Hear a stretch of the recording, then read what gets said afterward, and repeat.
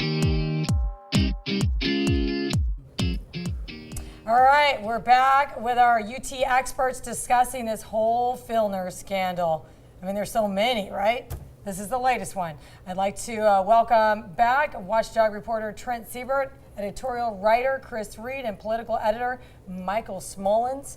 All right, we did a lot of talking before a break. I want to know when this man is going to respond to these allegations. Do you have any idea? Well, we're hearing, actually within minutes. First we heard he was going to put out a statement this afternoon. Now we're hearing he's going to put out a statement on a DVD. Things are moving fast, but I don't know that that's been released yet.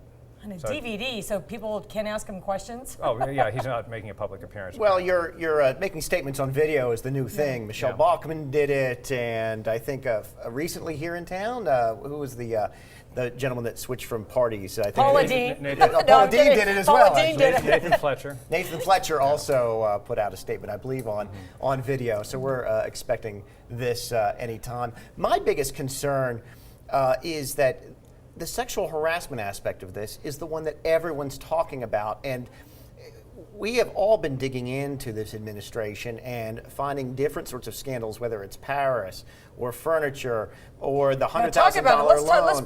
Let's break it down. You've been following all the scandals from the beginning. Let's break it down, because a lot of these scandals have been minimized because this is a huge one. But let's talk about the building up to this, Trent. Well, I mean, look, I think people really started thinking seriously about this with the pay-to-play allegations, where a developer provided a $100,000 gift to the city, not to Filner's pocket, but to the city, but for Filner's pet projects. And it started getting people's attention because it looked to be for the mayor lifting a veto and for a developer to on a project. And this $100,000, these pet projects, had very little to do, and nothing to do actually, with the project itself. They were, a memorial and a race.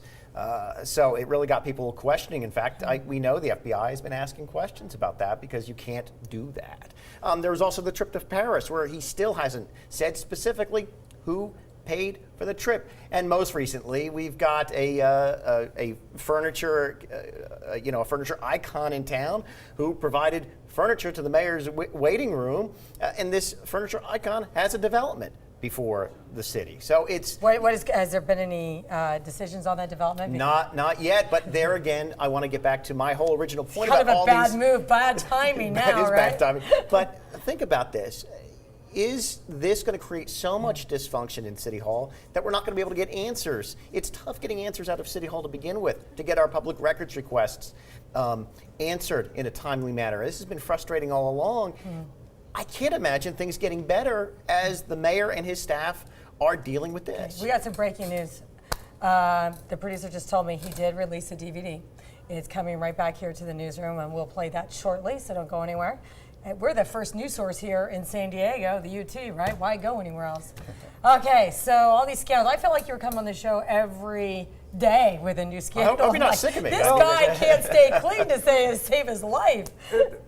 Taylor, let's go back to why we're here, which is the sexual harassment accusations and so forth. And Chris talked about earlier, we've all mentioned that for years and years and years, there's been the rumors, kind of quiet allegations that this is Bob Filner's MO. And is it just lecherous behavior? Is it sexual harassment? People have witnessed behavior that makes them feel uncomfortable, witnessed behavior towards women. And earlier today, it surfaced that Lori Saldana, former Assemblywoman who ran for Congress, went to the party leaders, as Chris said, 2 years ago, saying 6 prominent political women say they were verbally or physically harassed by Bob Filner.